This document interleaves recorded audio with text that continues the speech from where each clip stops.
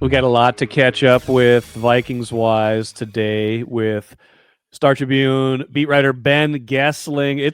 Ben, feels like it's been 2 seasons in these 7 games. Yeah. If it feels like that for me, I know it's got to feel that way for you. This is not how they thought this was going to go, No. and there's just been so much drama. The mini story this past week, I guess, was did they treat Carson Wentz fairly? Yeah. Carson Wentz said, "Yes, I signed up for this. I actually enjoyed." I don't say he would enjoy. I don't think he'd enjoy necessarily getting hit, but he wanted to be out there as long as he could. So I hope that story gets put to bed pretty quickly, and we can move on to McCarthy's back. What happens these next 10 games? But maybe talk me through like everything that's happened in these 7 weeks or 8 weeks, I guess, counting the bye, is kind of just one of those years for the Vikings, it feels like. Yeah, it certainly has been. I mean, they have not had a lot of the momentum, a lot of the continuity that they thought they would have. I mean, the whole point of this season was get JJ McCarthy on the field, put a veteran team around him in as many spots as possible so that this is as seamless of a transition, as smooth of an on-ramp as possible for him. And that hasn't happened because he hasn't been on the field. And a lot of the players that they brought in to create that structure have not either played terribly well or they have not been healthy. So you take those things, you add 2 international games, which is something I don't think the team would necessarily jump at the opportunity to do if they were asked to do it again in 2026 or, perhaps anytime after that. But you have those things, you have the Carson Wentz shoulder injury that occurs in London, and then trying to manage that through the last few weeks as McCarthy gets back. So, yeah, it just has not been anything that the Vikings have been able to get into any kind of a groove. And this season was supposed to be about that. So it's always tricky. I think NFL teams certainly love their routine. They love their habits, their regular rhythms of weeks. But this one has been unique because the Vikings have been in high-profile environments, in part because they won 14 games last year. But they are also, I think, craving a little bit of normalcy because there are so many places where they're in different spots, especially at the quarterback position. So they'll get some of that now.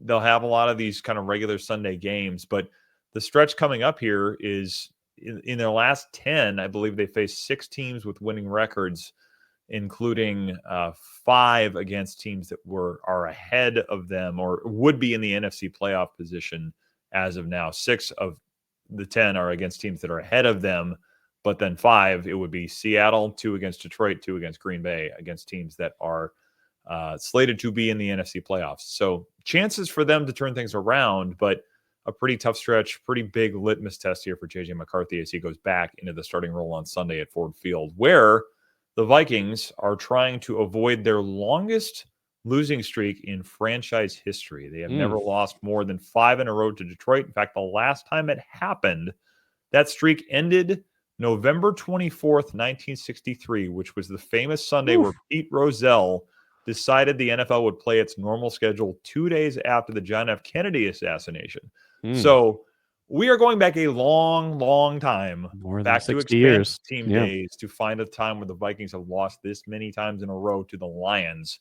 And that is what J.J. McCarthy is trying to help end on Sunday. I'm glad you made the point there that there was a structure that they were trying to put in place, and some of it was building upon the way they had success last season, which was, obviously it wasn't JJ McCarthy, but it was basically almost every free agent they signed in 2024 was a hit. Like you go from Sam Darnold, Aaron Jones on offense. You talk about, Andrew Van Ginkel, Blake Cashman, even the guys in the secondary. I'm sure I'm missing some guys. Jonathan Grenard. Grenard, obviously. Yeah, Grenard, Van Ginkel. I mean, everybody that they brought in last year ostensibly had a very good season and contributed to that. So they're like, okay, let's do that again. And I've mused that maybe the plan was bad.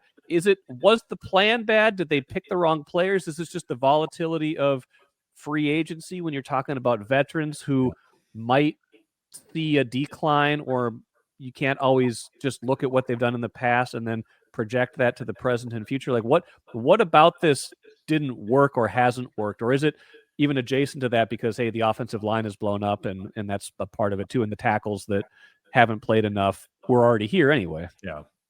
Yeah, the plan is it certainly was risky in the sense that you were counting on players that are in the primes of their careers, or perhaps in some cases, just exiting the primes of their careers a little bit. They're in their 30s.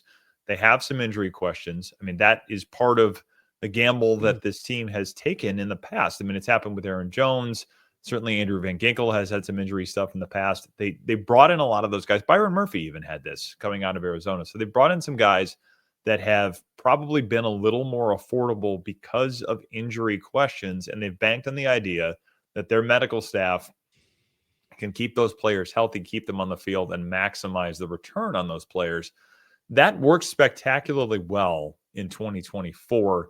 I think there is an element of that that's tough to bet on every year just because injuries are such a constant in the NFL and they become more of a question with older players that you are gambling on that to a degree. And if the odds are not overwhelmingly in your favor, you are going to run into times where somebody is either a little slower because they're maybe they've lost a step or they're playing through something or they're not available. And the Vikings probably have had a combination of all of those things in these first, in these first 7 games. So I think a lot of that goes together. And, some of the injuries on the offensive line, it's been Ryan Kelly, who's had a history of concussions, but it's also been some bad luck with younger players. I mean, Donovan Jackson missing time with a wrist surgery, Christian Darrisaw coming back from the ACL. I mean, that's always going to be a little bit of a dicey road. And I think they've had to manage some things, kind of trying to work with him on where everybody feels comfortable about playing time and recovery time and short weeks and all of those things. But that Brian O'Neill getting hurt the way he did has certainly not helped things. And all of that makes it harder for JJ McCarthy or Carson Wentz at the quarterback position. The Vikings have given up at least 2 sacks in every game this year. In fact, dating back to the Packers game where Sam Darnold gets the water bottle shower in the locker room. That was the last time the Vikings didn't give up multiple sacks in a game. The last time they didn't give up a sack at all was Kirk Cousins beating the 49ers on Monday night in October of 2023. So quarterbacks have been dealing with a lot, especially when the offensive line is beat up. That has had an effect, obviously, on the health of 2 of them. And they're trying to keep J.J. McCarthy healthy and upright on Sunday as they face Aiden Hutchinson and company in Detroit. Which feels to me, I mean, this is an interesting pivot point in their season. It's an interesting pivot point, I think, kind of in the whole regime, if you kind of think about it, because, this game is not an end-all be-all, but it's a game where they're not favored by more than a touchdown. You're getting McCarthy back into it now. Maybe you're getting your tackles back. At least seems like Darrisaw hasn't been on the injury report. O'Neill is at least practicing in a limited capacity. He could go. McCarthy Van Ginkel. Yeah, and McCarthy hasn't played with Addison yet this year. We can't forget that. They had great chemistry, and so there's some things that are going in their favor. So you kind of got still the long picture versus the short picture. But if you lose Sunday, you're 3-5. Your chances of making the playoffs realistically this year are pretty negligible at that point. Your trade deadline is Tuesday. You're not going to blow up the 5-year plan, but you might start to say, do we kind of need to punt on this year, try to recoup some stuff, start looking to 2026 where you actually do have some draft capital, where you do need to replace some of these veterans, where you do have the opportunity to maybe finally get younger. But even if you win, you're 4-4, and you kind of talk yourself into, okay, we just beat Detroit on the road.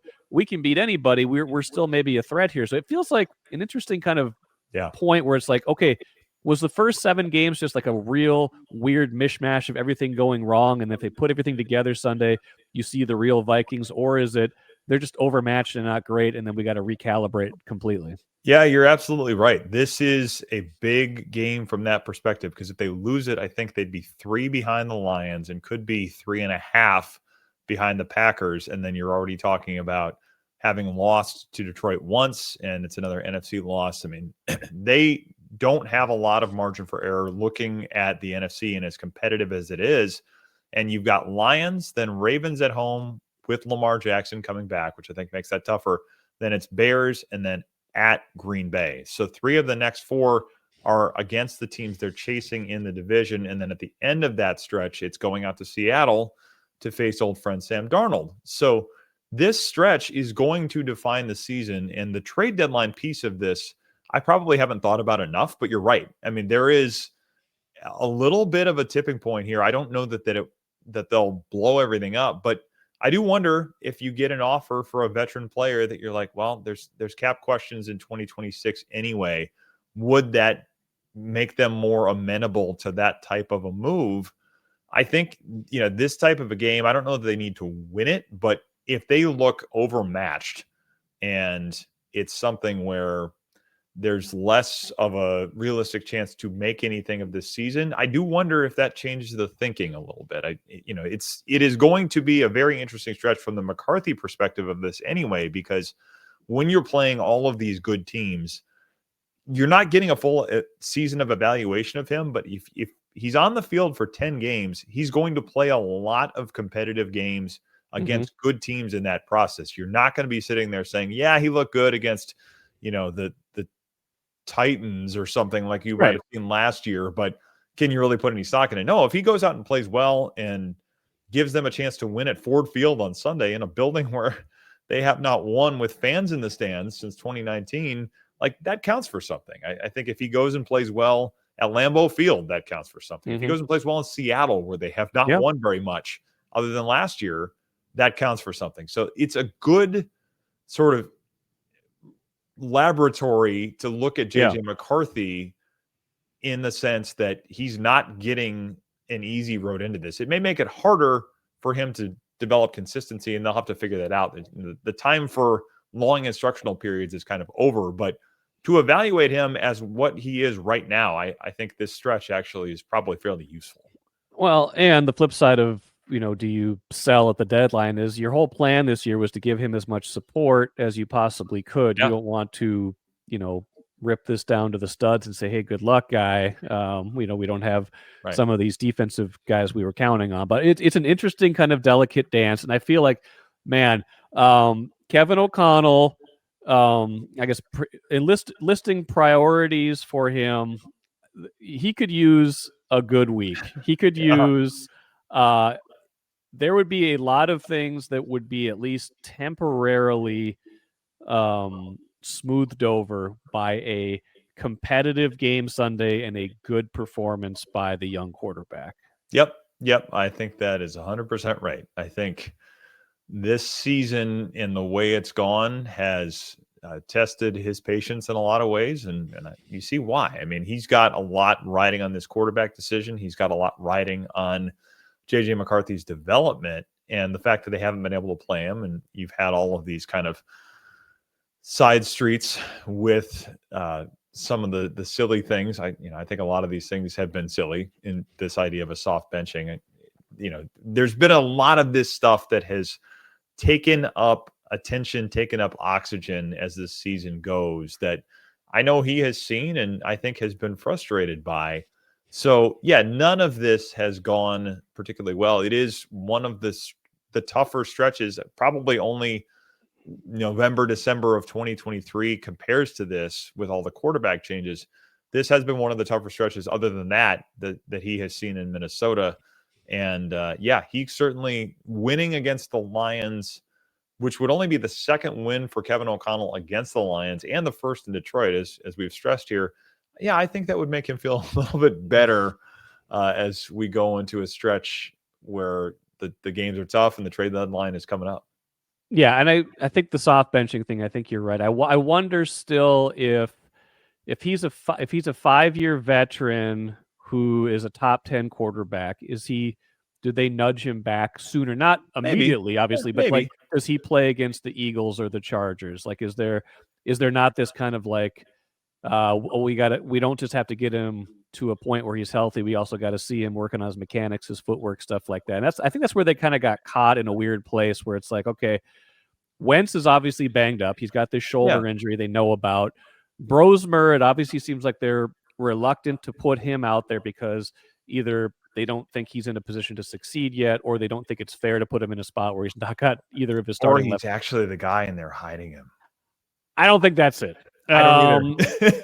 I think look on my face wasn't clear enough. I don't think that's no, true. I think they like him, Yeah, but I do if too. you're talking about his where they probably see his realistic trajectory, it is probably like, can this guy be our number 2 quarterback Correct. for the foreseeable future, right? Like that's Correct. probably like when you take a guy undrafted, like that's probably your hopes and dreams. Like most people aren't going to be Brock Purdy, where he was 1 pick away from being an undrafted free agent. Like that's not usually going to happen. Let's say it can't happen, like what Tony Romo, like you got examples of guys that that everybody missed on, and suddenly he becomes a very good quarterback. But these are few and far between.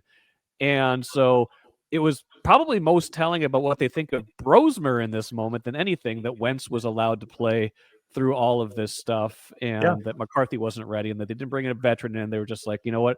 We're just going to ride this out. We don't want him to get hurt. We don't want anything else to happen to anybody else.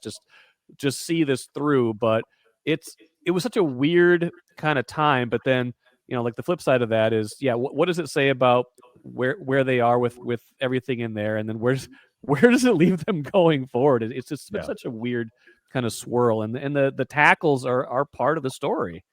Yes, they are, and they have been.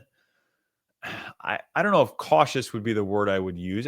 Probably to a degree. I mean, Brian O'Neill didn't play in that game because he had soreness in his left knee because he was having to use it to compensate for his right knee on the previous Sunday. So that's probably not overly cautious, but it is a decision you're making with the wider spectrum of the season in mind. It's not one you're making based on, we need to win this game at all costs and we'll figure out the rest of it later. That's not how that decision gets made.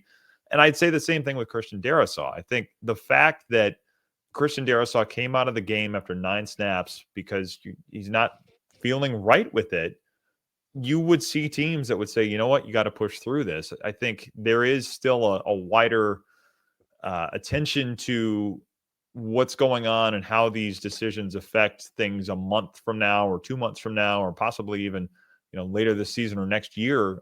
I think a lot of the decisions they make are with that in mind. And that means trade-offs. And that means last Thursday night, you don't have your 2 starting tackles against a team that's got a pretty good defense, a defense that throws a lot of different things, especially with Khalil Mack coming back. And it means that Carson Wentz gets hit as much as he did. I think sacked 6 times and hit 8 in that game when he's playing with that shoulder injury. So yeah, they are making some of these trade-offs, and it's a lot of the contact that Wentz took, I think, probably is mitigated if you have your 2 left tackle or your 2 tackles that you've paid to play those positions. And the fact that they didn't was partially because they decided to be a little bit judicious with both of them. So, all of that stuff plays into it. It makes it really hard when you're in that spot of, okay, they had a physical game against the Eagles on Sunday.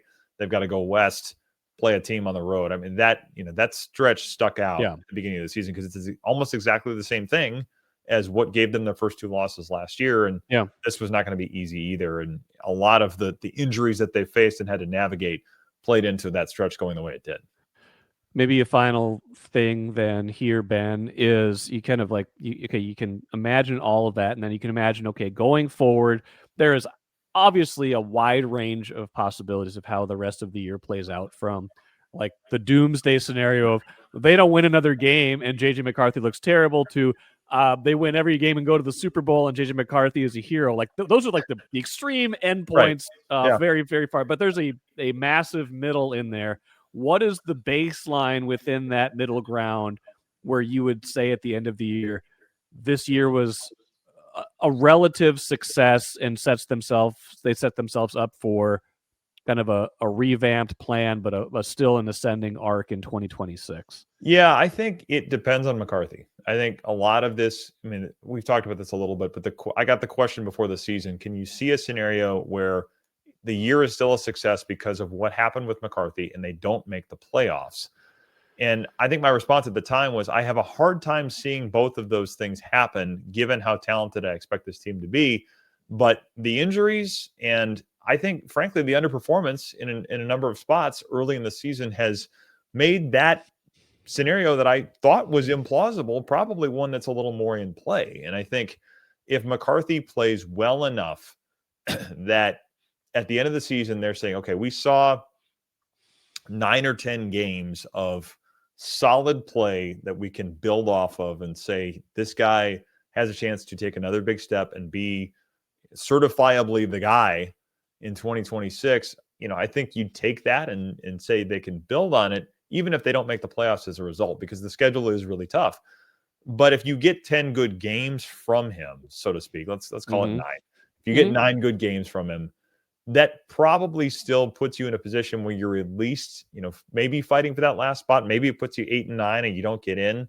If you say you split these last 10, and that's what they would end up is 8 and 9 and they don't get in. But if they do that in a way that you're saying, boy, McCarthy had some games, maybe it's against the Lions on Christmas Day, or it's the Packers week 18, or it's, the Commanders in early December, whatever it happens to be, where it's like there is certifiable progress, and people that you talk to in that building are saying, no, we see the foundation here, and there is getting to be repeatable success, and this thing is on the verge of taking off.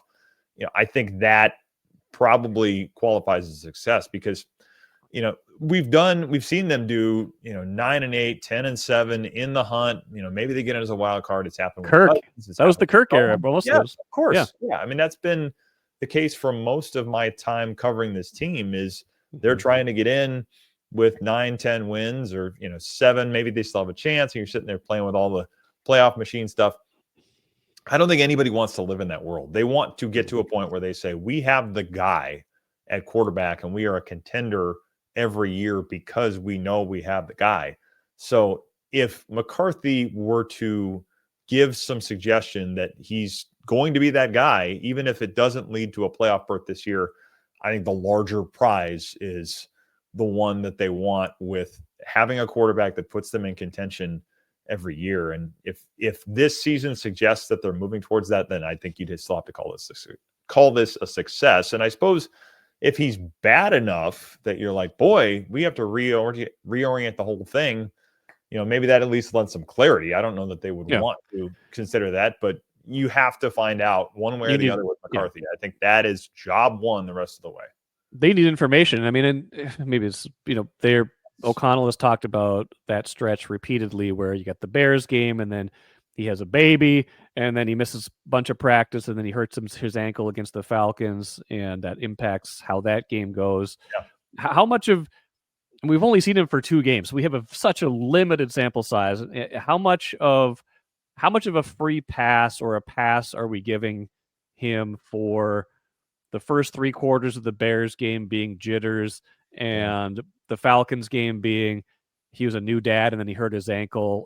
How much of that is revisionist history versus reality of regardless, we don't have enough to judge, but are those extenuating enough circumstances where we should throw a lot of that out in our kind of evaluation of him? Yeah, I don't know that you shrug it off, because I think there are things that you could probably trace back to the preseason where, did he get enough work? Did the fact there were so many moving parts on the offensive line with the wide receivers, all of that kind of stuff in the preseason, when you're facing Brian Flores' defense, the way that they come at you, does that mess with his clock? I mean, you can ask all of those questions, because I think those things are the most closely connected to what they did to get him ready for it. You're going to expect probably some growing pains. And I think the fact that the offensive line was as beat up as it is context that goes into this. But there are also moments where there is a reason they've harped on the mechanics as much as they have, because they've wanted to see him throw from a more stable, accurate platform. And I think that's going to be one of those things that's worth watching. I know people are getting tired of hearing Kevin O'Connell talk about mechanics and footwork, but he drills it because he thinks it's an important component of playing this position sustainably in the NFL. You did see moments in those first couple of games where McCarthy didn't have that there. And you saw throws that were a little low for Justin Jefferson, or a little high for Jalen Nailor, I should say. Those things can make life easier if you put them where they're supposed to be and give receivers a chance to run after the catch. We did not see those things happen in those first 2 games. And, I don't think anybody is looking at that as, well, just give him a pass on it. And you put it in context, certainly, but I think they expect him to play well, and they expect the team to be able to succeed with him as the quarterback in 2025. So I think you have to keep it in context. I don't know that you give him a pass, but I think there are some things there that they want to see get fixed pretty quickly, because those are things that you have to have in a better spot than he did if you want to play this position successfully in the NFL. It's go time now. I mean, this is it. I mean, we've spent 25 games of his career, counting last year's playoff game. He's been like legitimately active for 2 of them. Yeah. And there's the injury component is a factor here as well. Like these last 10 games, I hope he stays healthy. I hope for their sake they get some kind of clarity. Like they've invested a lot in him. They believe in him. Like they're probably thinking they're going to see a lot of good things in these 10 games, but they got to know one way or the other here. Yeah, and that's a good point, because Kevin O'Connell brought this up a little bit yesterday, that playing the position in a way that keeps you on the field is something he has to learn how to do at this level. He plays out of the pocket a lot. He gets hurt on a play out of the pocket against the Falcons.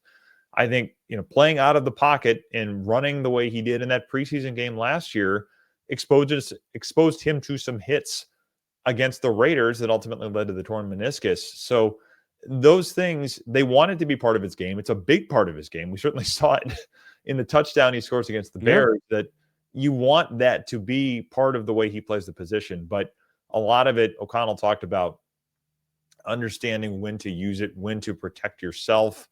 I think, as they talk about footwork, I think it's part of the reason they waited to have him play. Is he said Wednesday, I had a couple moments where my foot still felt like it was stuck in cement.